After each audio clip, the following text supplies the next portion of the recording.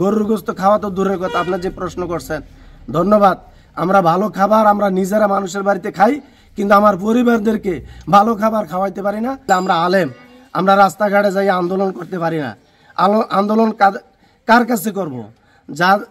যাদের সামনে যাদের কাছে আমরা আন্দোলন করব তারাই তো ইমাম সাহেবের পিছনে নামাজ পড়তে হয়। সমাজের থেকে একজন ইমাম সাহেবের যতটুকু সহযোগিতা পায়, সাহায্য পায়, যে বেতনটা পায় এটা নিয়ে তার ফ্যামিলি চলে। তারপর আলহামদুলিল্লাহ একজন ইমাম অর্থ বাদশাহ। এই সারা বিশ্বের মধ্যে দেখেন, আমাদের বাংলাদেশ ছাড়া অন্য অন্য রাষ্ট্রে দেখেন ইমাম সাহেবদেরকে, আলেমদেরকে কিভাবে তারা সম্মানের সহিত রাখছে। সরকারি পর্যায়ে আছে, তাদের বেতন ভাতা আছে এবং 2 ঈদে তাদের বোনাস আছে। আমরা গ্রাম দেশে যারা ইমামতি করি, ইউনিয়ন পর্যায়ে আছি, আশেপাশে যারা আছি, আমাদের কোনো বোনাসও নাই, 2 ঈদে কোনো বোনাস নাই এবং সীমিত আকারে আমরা এই 7,000 টাকা বেতনে দিয়ে আমরা ফ্যামিলি চালাই, সংসার আমাদের চলে। এটা তো গ্রাম অঞ্চল, কেউ বেতন ইমাম সাহেবের দেয়, কেউ দেয় না। তো এভাবে কোনো আমলে ইমাম সাহেবের বেতন 5,000, 6,000, 7,000 টাকা বেতন দেওয়া হয়। আর ওইখানে কোনো মজুম নাই, মজুমরা মাংনা খাটে।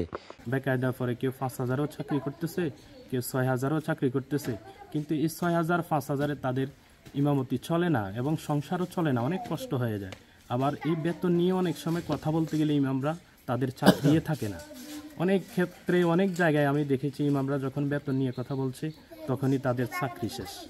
কারণ তাদের নিয়ে যে একটু চিন্তা ভাবনা করবে এরকম আমাদের দেশের মধ্যে এখনও দেখি না, এমন লোক দেখি না। যে আমরা প্রতি মুহূর্তে নির্বাচন এলেও আমরা আশা আকাঙ্ক্ষা রাখি যে সরকার আসলে দেশের উন্নতি হবে, ইমামদেরও কিছু উন্নতি হবে, ইমামদেরকেও কিছু সহযোগিতা করবে, না দেখি না।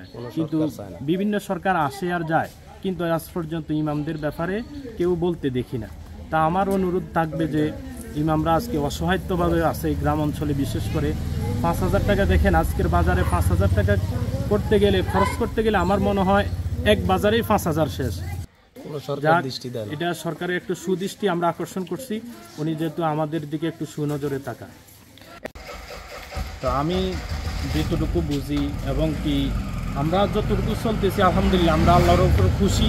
আমাদের আত্মবিশ্বাস এবং ইমাম সাহেবদের যে তাকওয়া, এই তাকওয়ার উপরেই তারা চলতেছে, আল্লাহর উপর বিশ্বাস রেখে আল্লাহ ওনাদেরকে চালান। এটা একবারে সাধারণ নিম্ন স্তরের মানুষ থেকে উপরস্থ যত মানুষ আছে বলতেছে ইমামদেরকে আল্লাহ চালায়, কিন্তু তারপরে আল্লাহর যেহেতু রহমত আছে, আল্লাহর রহমতের আশা তো আমরা করি, আল্লাহর সাহায্য তো আমরা চাই, কিন্তু এর পাশাপাশি আমরা তো কিছু আশাও করতে পারি বিভিন্ন জনের কাছে।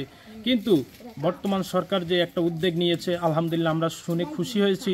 তবে কতটুকু বাস্তব হবে না হবে এটা আমরা এখনো জানি না। তবে অনুরোধ রইল এটা যেন প্রত্যেকটা গ্রামগঞ্জে, শহরে, নগরে যত মসজিদ আছে সবগুলোর ইমাম, মুয়াজ্জিন, খাদেম যারা আছে তারা যেন সহযোগিতা বা এই সুবিধাটা যেন পায়, আমি এই রিকোয়েস্ট রাখবো।